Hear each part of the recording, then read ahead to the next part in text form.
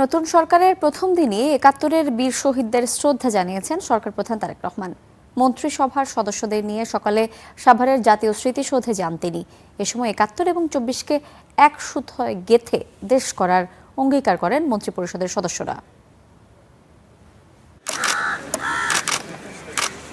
জাতীয় স্মৃতিসৌধে বীর শহীদদের শ্রদ্ধা জানিয়ে শুরু হলো নতুন মন্ত্রিসভার পথ চলা।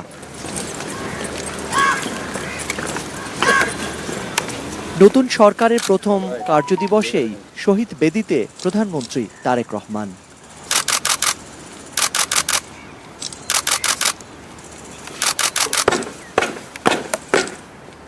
স্মৃতিসৌধ প্রাঙ্গণে তখন নেমে আসে এক আবেগ ঘন পরিবেশ, নীরবতা, শোক আর গর্বের মিশেল।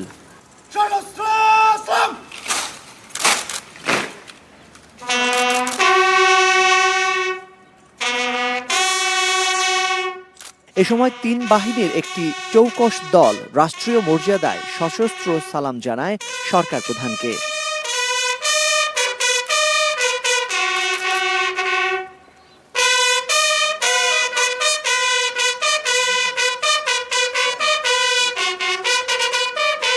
প্রথমে সরকার প্রধান হিসেবে মুক্তিযুদ্ধের বীর শহীদদের প্রতি পুষ্পস্তবক অর্পণ করেন তারেক রহমান।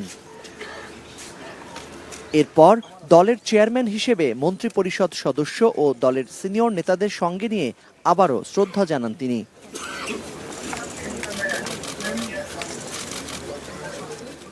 এ সময় সেখানে কিছু সময় নীরবে দাঁড়িয়ে থাকেন তিনি, যেন ইতিহাসের কাছে নতুন এক দায়বদ্ধতার অঙ্গীকার।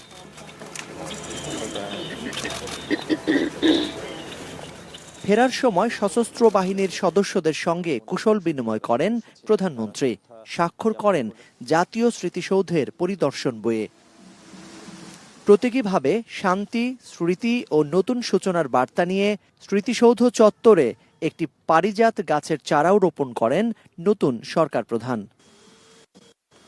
পরে অর্থ ও পরিকল্পনা মন্ত্রী আমির খসরু মাহমুদ চৌধুরী জানান, জনগণের প্রত্যাশিত বাংলাদেশ বিনির্মাণই সরকারের অগ্রাধিকার। যে বাংলাদেশ আমরা যুদ্ধ করে করেছি তাকে গড়ে তুলতে হবে জনগণের স্বার্থে, দেশের স্বার্থে, কোনো ব্যক্তির স্বার্থে, গোষ্ঠীর স্বার্থে নাই। এটাই মূল্যবোধ। স্বাধীনতার ৫৫ বছরের প্রান্তে দাঁড়িয়ে নতুন সরকারের এই প্রথম পদক্ষেপ যেন স্মরণ করিয়ে দিল ক্ষমতার শুরু ইতিহাসের প্রতি সম্মান জানিয়ে, আর ভবিষ্যতের পথে হাঁটা শহীদদের স্বপ্নকে সামনে রেখে। Zakaria Ahmed, star news, Dhaka.